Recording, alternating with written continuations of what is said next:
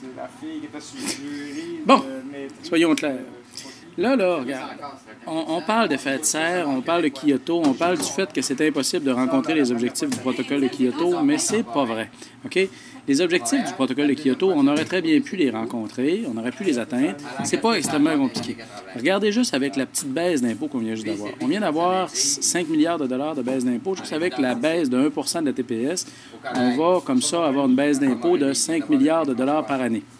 Bien, si on avait pris juste ça, là, compte tenu du fait que dans plusieurs pays du Sud, on peut faire replanter et entretenir des arbres pour la modique somme de 25 sous par arbre, bien, on aurait pu en faire planter 20 milliards d'arbres. Un arbre, ça requête 14 kilos de gaz à effet de serre par année pendant sa croissance.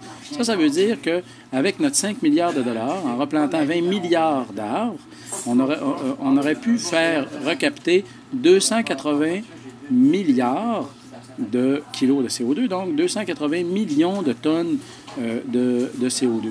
Les émissions du Canada, c'est à peu près 780 millions de tonnes de CO2 par année. Ça veut dire qu'on aurait tout de suite là, juste avec le reboisement que nous aurait permis une année de 1 de TPS, on aurait pu tout de suite recapter un tiers de nos émissions de gaz à effet de serre. Ça veut dire qu'on aurait atteint les objectifs de Kyoto avec une année de reboisement financé avec une année de 1 de la TPS. Quand ils vous disent que c'est pas possible de rencontrer les objectifs du protocole de Kyoto, arrêtez de les prendre comme si c'était le bon Dieu qui parlait. Arrêtez de faire semblant de les croire. En fait, on aurait très bien pu les atteindre, ces objectifs-là. Il aurait juste fallu qu'on veuille. Mais en ce moment-là, on a un gouvernement qui gagne de la popularité quand il décide de faire des baisses d'impôts, puis quand il nous dit en même temps, puis il est allé encore dire ça cette semaine, quand il s'en va dire devant tous les pays du monde, par exemple cette semaine devant les pays du Commonwealth, quand ils s'en vont dire qu'on ne peut pas atteindre les objectifs du protocole de Kyoto, ils ne perdent pas de soutien, ils en gagnent. C'est pas de la faute des conservateurs. C'est de la faute de la population canadienne. C'est nous autres, on doit leur téléphoner puis leur dire qu'il faut qu'ils arrêtent de nous bourrer. Puis là, ben, si vous voulez avoir des arguments là, pour qu'ils arrêtent de vous bourrer, ben, au moins dites-leur, s'il vous plaît, faites du reboisement à la place de faire des baisses d'impôts. Pas long à dire, ça se dit bien. Puis les numéros de téléphone de ces gens-là sont faciles à trouver sur Canada 411 ou sur Google. Il suffit de demander le nom d'un député, bureau, téléphone sur Google. Vous allez avoir son numéro de téléphone. Téléphonez-leur, puis dites-leur reboiser au lieu de baisser les impôts.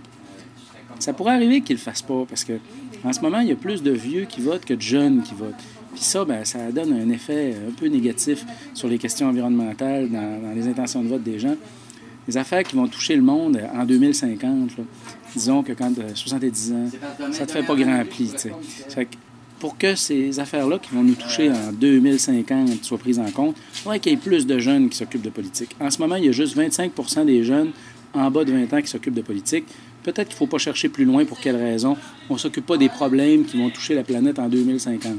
C'est peut-être parce que les jeunes ont trop les deux mains en dessous des fesses. C'est peut-être parce qu'on est trop assis sur nos mains que ces problèmes-là, qui vont toucher rien que les générations montantes, ne sont pas pris en compte. Tu sais, un enfant, là, quand même, quand il parlerait du protocole de Kyoto à l'école, là, il ne peut pas voter, lui. Les seuls qui peuvent voter, c'est le monde qui ont le droit de vote, le monde en haut de 18 ans. Puis le monde de 18 à 25 ans, ils sont juste 25 à voter. Ceux-là qui votent, là, c'est le monde qui ont plus de 50 ans. Puis ce monde-là, ils ne seront pas touchés en 2050. Ça fait que si vous voulez faire quelque chose pour la planète, bien, parlez avec les vieux. Parlez avec les vieux, puis expliquez-leur que les problèmes que la planète va subir d'ici 2050, peut-être que ça ne les touchera pas eux autres, mais leurs petits-enfants, oui, par exemple. Puis ça serait important de s'en occuper si on ne veut pas avoir trop honte. Là, déjà que Harper est allé nous faire honte devant le Commonwealth, là, il va y avoir la conférence de Bali. Là. Il faudrait peut-être qu'on se dépêche de téléphoner pour qu'il arrête de nous faire honte à l'échelle internationale. Mais ça, c'est les Canadiens qui doivent le faire. C'est pas rien qu'à lui de s'amancher pour ne pas avoir honte. Il faut que nous autres, on s'organise pour ne pas avoir honte. Fait que salut, bonne journée.